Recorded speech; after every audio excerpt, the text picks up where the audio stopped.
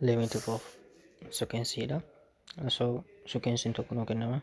Just n is equals to necessary n plus 1 over just 5 n jedhee nuu kennamuu danda'a.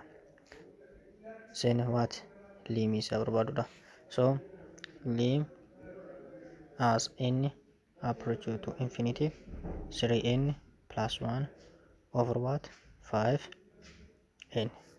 Here sequence kana barbaadudha. Sequence hima kana barbaaduudhaaf wanti nu beekuu qabnu just limit sequence kana beekuudhaaf an kenna takki converge godha, takki immoo n kenna diverge godha jechuudha. Garaagarummaan himoota lamaan kanneen converge fi diverge wanti jedhamu. An kenna lim as n approach goes to infinity when goes to L gara L tokkotti yookiin lakkoofsa singilii tokkotti yoon approach ka ta'u taate n kenna jechuudha. Limin n saniin gara lakkoofsa singilii tokkotti approach ta'aa kan deemu yoo ta'e wanti kenna sun sequence kenna sun converge ta'eera jechuudha. Converge but just when limin kenna immoo as n goes to infinity n kenna lakkoofsa singilii osoo hin taane gara infinity wayititti kan deemu taate maalinni n kenna sun maalinni sequence kenna diverge ta'eera jechuudha. Bifa kana fakkeenyaaf 1 over n haa jennu 1 over n kenna kana sequence kenna kana. So yommuu termii kenna tarreessinu 1 over 2 1 over 3 1 over what 4 jedha haga maaliititti lakkoofsi kun kan jalaa jiru guddataa waan deemaruuf lakkoofsa tokko lakkoofsa baay'ee guddaa infinity ta'eef yoo hirra maalinni deemee gara zeerootitti siqaa jechuudha.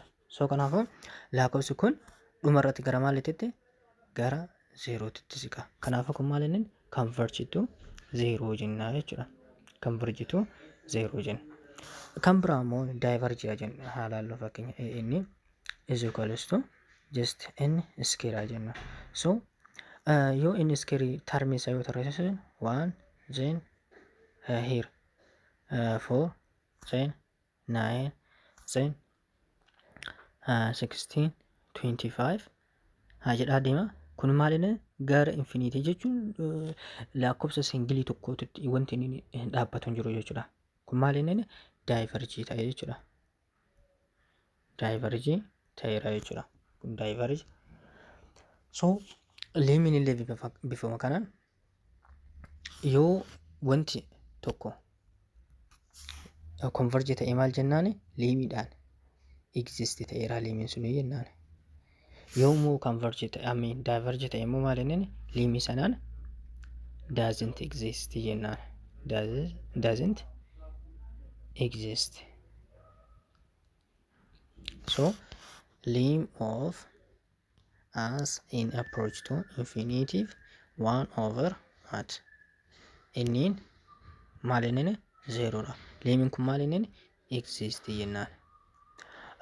Lim of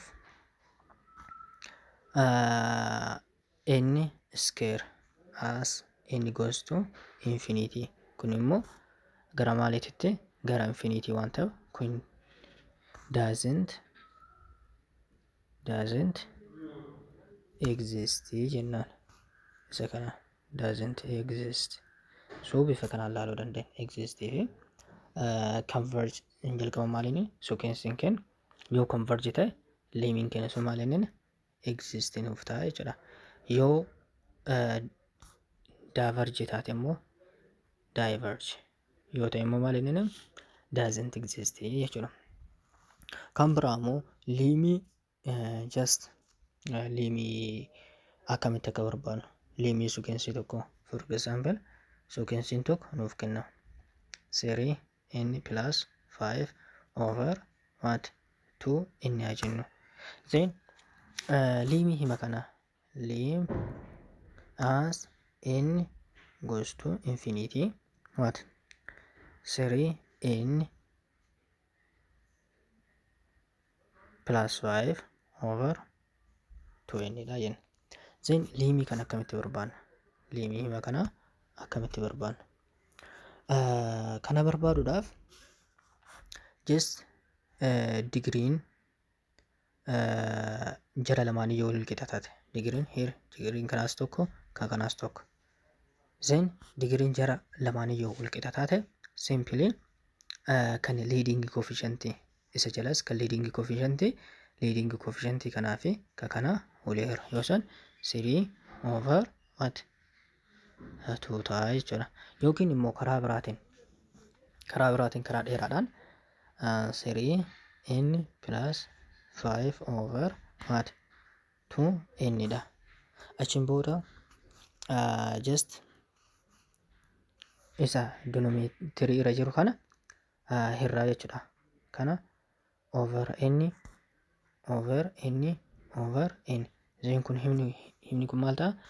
n hin badde then 3 plus what 5 over n over what 2 ta'a jechuudha. Zeen kun maal ta'a? 3 over 2 plus what 5 over n ta'a. Then when an kenna c plus just number with over n yoo taate then limiin kenna maal ta'a? C qofa ta'a jechuudha.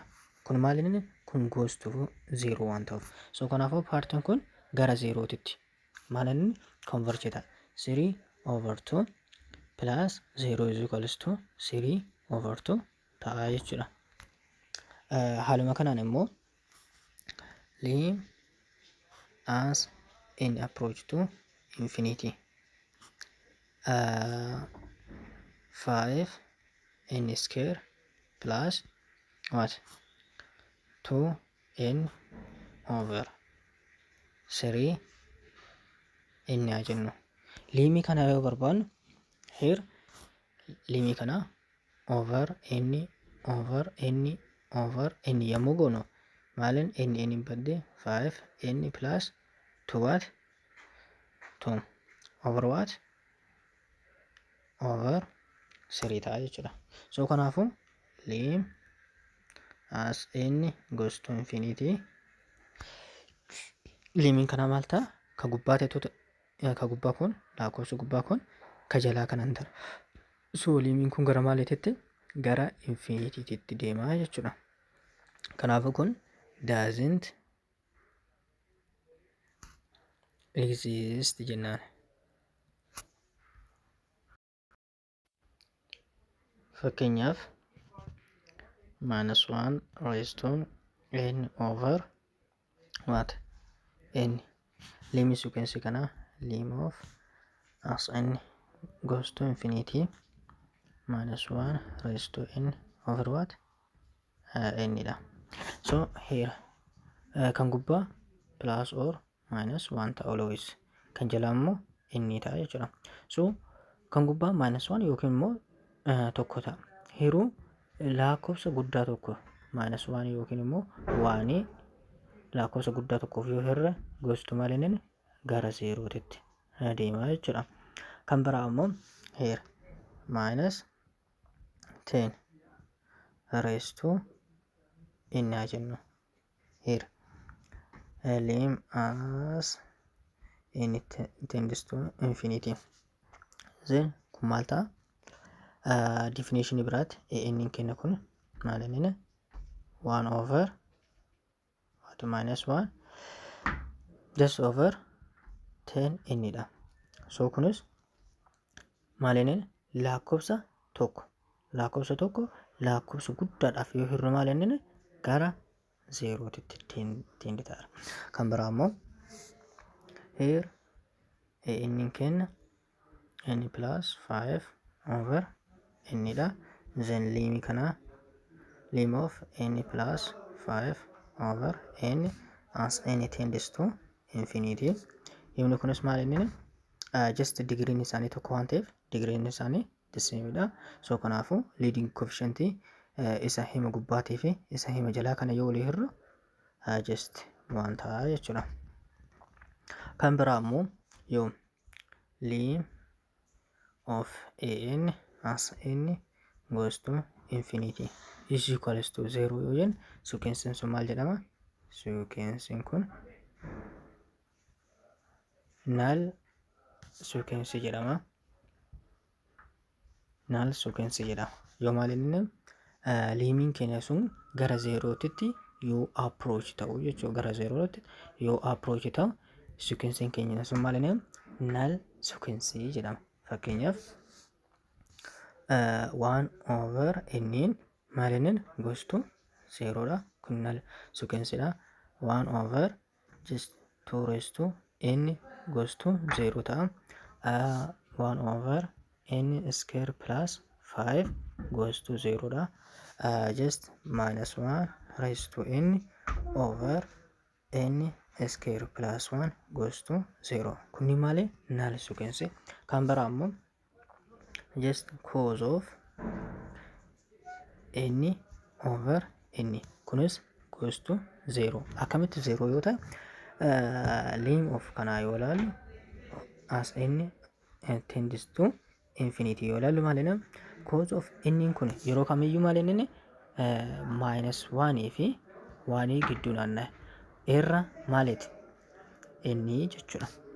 So kanaafuu lakkoofsa hiir jechuudha. Kana hiikni kanaa jechuun hiikni isa kanaa jechuun yommuu hiiknu minus 1 raised to n over n jechuudha hiikni isaa. Maafi yoo digriin keenya 0 fa ta'e wanti keenya positive 180 degree yoo ta'e just minus 1 dha. Kanaafuu maximum valuun cosine maal inni 1 yoo ta'u minimum valuun isaa maal inni minus 1 dha. So kanaafuu minus 1 fi 1 gidduudhaan jechuudha. So kanaafuu yoo expressionii biraatti deebisnu isa kana ta'a jechuudha. Kanaafuu kun maal inni goes to 0 ta'a. Minus 1 or 1 divided by very large number. Baay'ee lakkoofsa guddaa ta'eef yoo hirru maal ta'a? Garuma 0ttis. Kanaafuu cos of n over n maal inni just null suukensii ta'a. Sababni isaa liimiin isaa 0 waan ta'uuf. Kan biraa immoo sin of 1 over n dha. Just jalqaba hima keessaa kana haa ilaallu. Himni keessaa kun tends to maal inni gara 0tti jenneera akka dura kaasanitti 1 over n gara maaliitti 0 null suukensi. So sin of maal inni sin of 0 meeqa ta'a? Is equals to 0 ta'a jechuudha simply. Kan biraa immoo just properties of convergency amala suukensiin tokko yoo converge ta'e qabu. Jalqaba maal inni monotonic suukensii ta'uu qaba. Monotonic suukensii kan jedhu suukensiin tokko either increase or decrease ta'uu qaba. Monotonic ta'uudhaaf monotonic suukensii ta'uudhaaf suukensiin nuu kenname sun takke increase guddachuu takke immoo decrease ta'uu qaba. Yeroo sanitti maal inni monotonic suukensiidha jechuudha. So for example monotonic suukensii kan ta'e n square tis monotonicidha. Just 1 2 3 lakkoofsa kanneen yoo itti galcheen 1 then 4 then 9 jedha. Kun maal inni increase ta'aadha jechuudha. Increase ta'aadha jechuudha. Kan biraa immoo just inni illee yoo fudhanne maal inni increasing ta'aadha jechuudha. just n plus 1 increasing wanti kun increasing ta'uu isaa maalitti beekna yoo a1 less than a2 ta'e wanti sun increasing ta'a. Fakkeenyaaf isa kana haa fudhannu. Isa kana yoo fudhanne inni kenna maal inni inni square dha. So a1 lakkoofsa tokko yoo asitti galchinu 1 ta'a. Less than a2 jechuun inni is equals to 2 tti galchina 2 square yommuu goonu 4. So wanti kun increasing ta'a jechuudha. Here over here isa kanas yoo fudhanne maal ta'a? a1 less than a2. So kanaafu bakka kanatti a1 dhaaf tokko galchina tokko less than bakka a2 lama galchina lama ta'a here. So kanaafu tokko less than this turu. Kanaafu wanti kun increasing dha. Kan biroo here 3n plus what 1 over what just inni haa jennu increasing fi decreasing isaa beekuudhaaf jalqaba inni less than what a1 less than a2 ta'uu qaba. So asitti waan yoo galchinu waan yoo galchinu 3 plus 1 over 1 then is equals to 2 yoo galchinu 2 yommuu galchinu 6 plus 1 over 2 ta'a jechuudha. So kanaafuu kun 4 2 ta'a. Kun immoo 7 dha. 3.5 ta'a. 3.5 dha. So kanaafuu a2 greater than a1 dha. Wanti kun increase dha jechuudha. Increase dha. Kan biraa immoo just increasummaa isaa kan itti murteessinu just derivation dhaan. So yommuu derivation bira geettan wanta laallama ta'a. Sun akkasitti kan biraa decreasing haa laallu. For example just 2n plus 3 over 5n plus 1 then yoo laalle wanta kana just here so waan itti galchinu yoo waan itti galchinu maal inni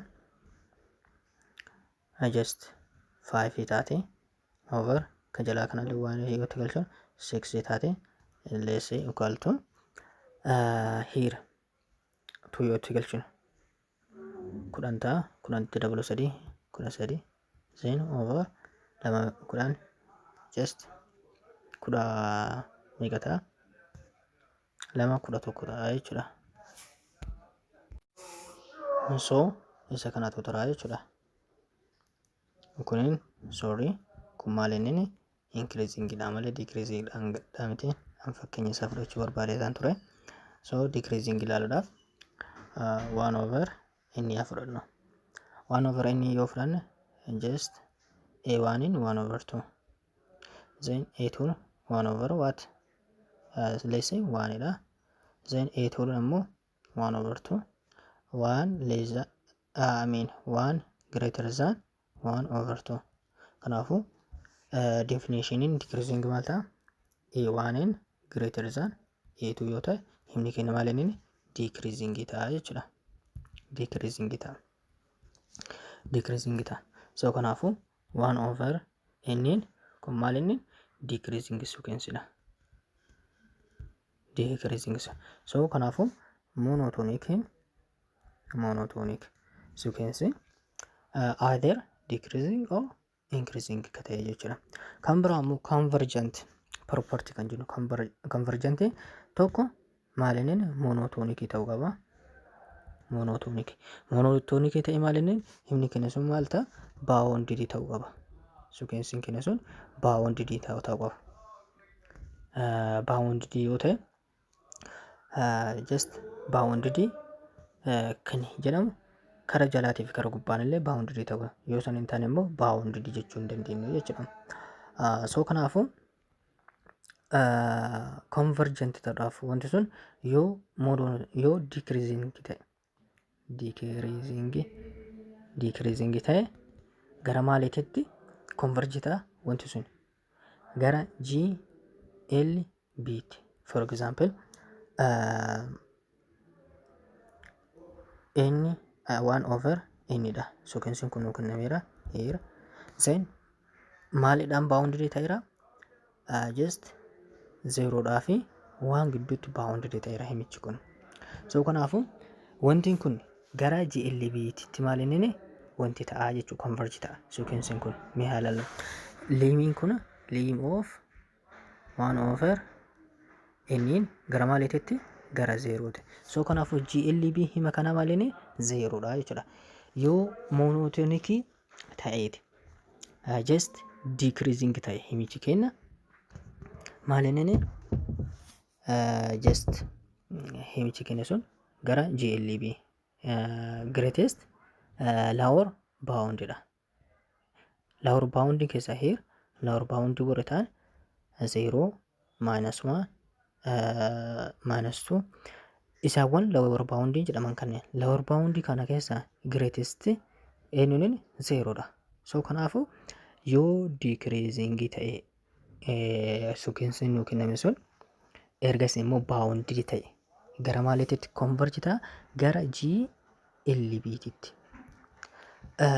Kan biraa immoo yoo increasing ta'e monotonic sequence sun increasing yoo ta'e akkasumas bounded yoo ta'e gara maaliitti converge ta'a gara LUB tti converge ta'a jechuudha. Fakkeenyaaf here fakkeenya dura kaasne tokkiin laaluu dandeenya here fakkeenya kana fudhachuu hin dandeenya. Fakkeenya kana yoo fudhanne himni keenya maal inni increasing dha bounded lalle. So kanaafu gara maaliitti expect goona gara LUB tti converge ta'u expect goona jechuudha. So kanaafu eenyuun bounded tokko yoo sitti galchine 5 irra meeqaati here 5 irra 6 ta'a. Then garamitti kan biraammoo isaan bounded ta'e 2/5 ta'a jechuudha. So kanaafu increasing dha gara gidduu kanatti bounded ta'e. So kanaafu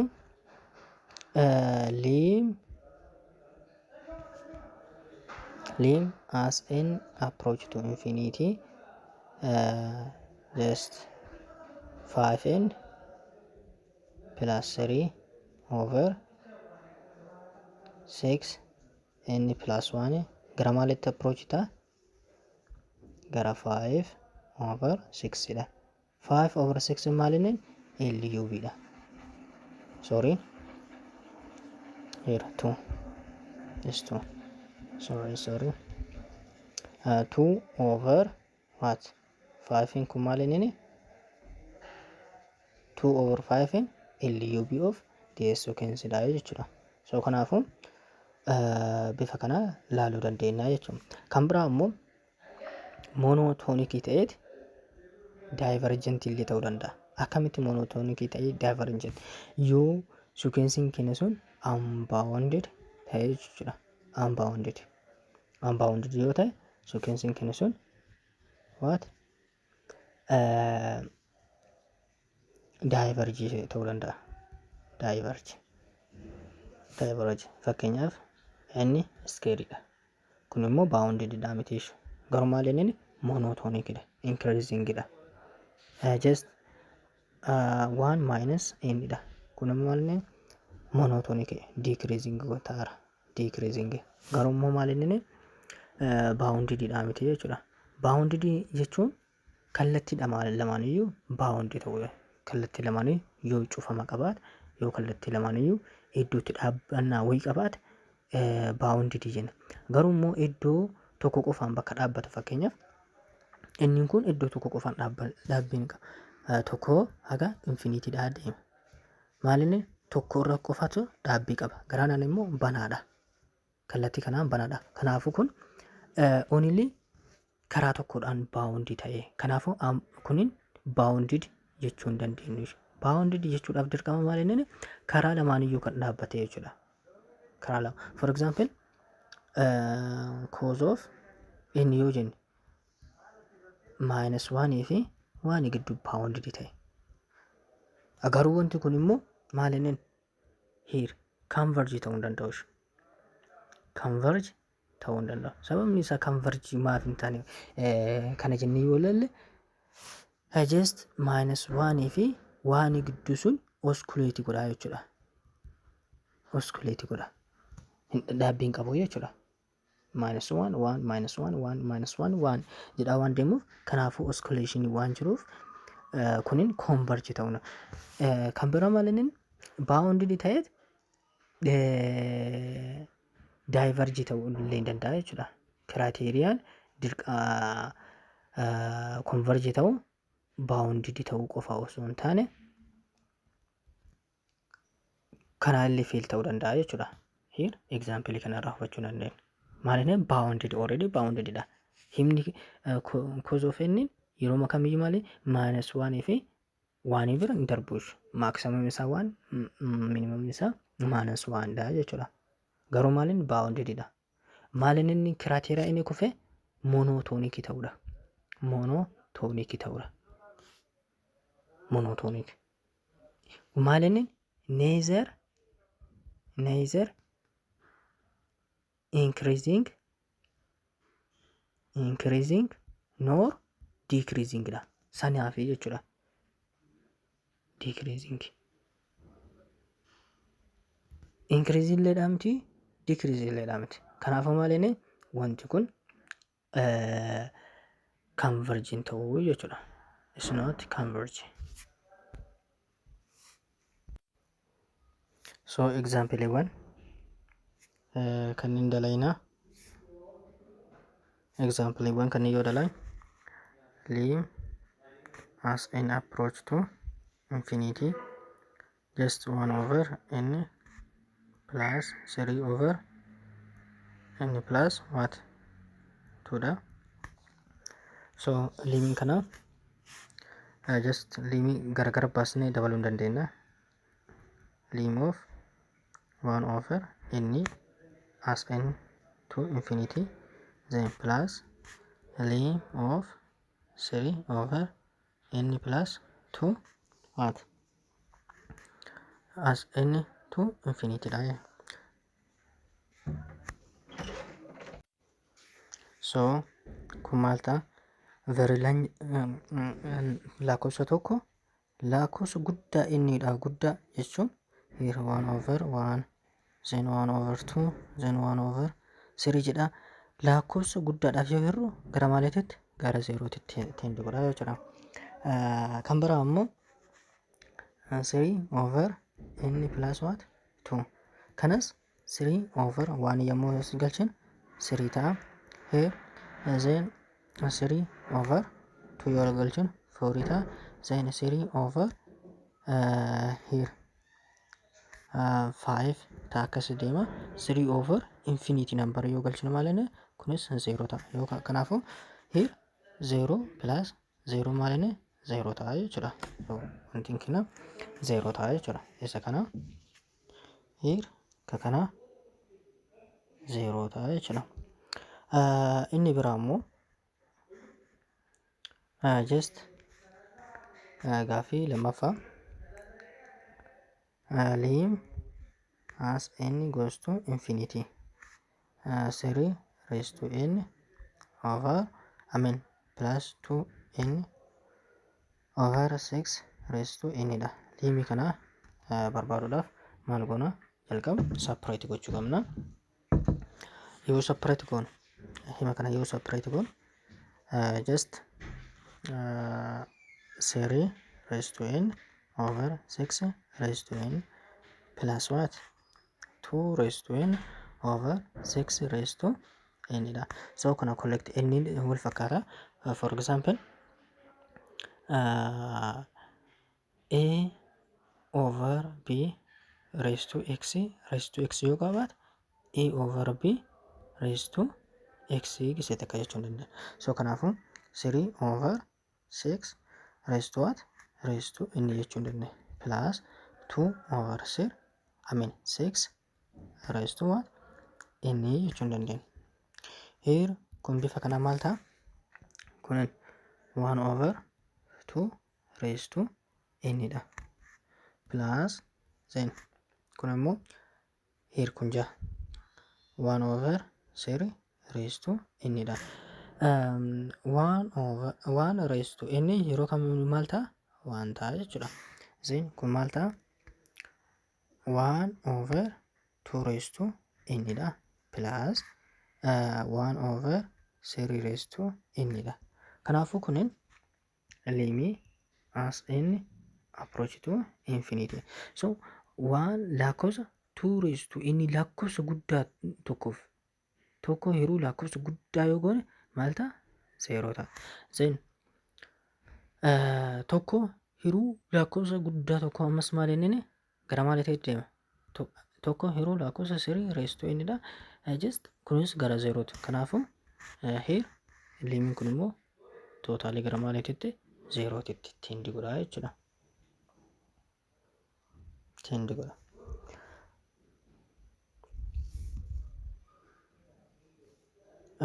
Kan biraa immoo here gaafii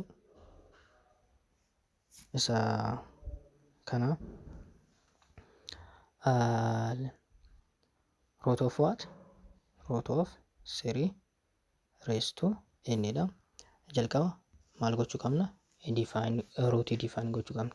Root of x yoo taate maal inni kun immoo x raised to 1 over 2 jechuudha. Bifa kanaan yoo here yoo kan biraa immoo x raised to inni kana yoo ta'e jiraate just x raised to n over 2 jechuudha. Kanaafuu hiika kanaatiin maal jechuudha? Root 3 raised to inni kun maal ta'a? 3 what? n over 2 jechuudha.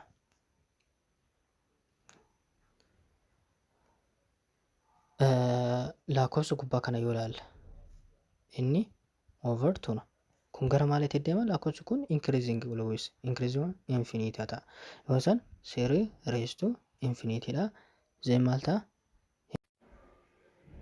So infinity ta'a jechuudha. Sorry infinity ta'a jechuudha. Then kan biraa isa kanas yoo fudhanne lim as n to infinity just 25 over n plus 10 kunis maalini lakkoofsa xiqqaa lakkoofsa guddaadhaaf yoo hiru 0 ta'a. So limit kanas 0 ta'a. Kan biraas just 5 irra jira yaallu lim as n tend to infinity n square plus 1 over 3n plus 1000 kun immoo maal ta'a? Just large number dha. Kun ka gubbaa large number dha. Large kan jala immoo small dha. Maal inni relative to ka gubbaa. Kanaaf kun infinity ta'a jechuudha. Doesn't exist dha. Exist ta'a. Isa kanas yoo fudhan here lim as n tends to infinity 1 plus n square over n dha. So yoo lakkoofsa kana ilaalle just kun large number dha. Kun small number isa large number small dhaaf yoo hirre maal ta'a? Infinity ta'a. Doesn't exist ta'a jechuudha. Kunis just kan biraa immoo lim of what? Lim of n goes to infinity maal inni minus 3 over 5 raised to n dha. Kun maalanin here minus 3 raised to n over 5 raised to n. Kun immoo lakkoofsa xiqqaa lakkoofsa guddaadhaaf karaa jechuun minus 3 over 5 raised to n kun lakkoofsa xiqqaa guddaadhaaf yoo gara 0tti deema jechuudha. Kunis exist ta'a gara maalitti converge ta'a gara 0tti converge ta'a jechuudha.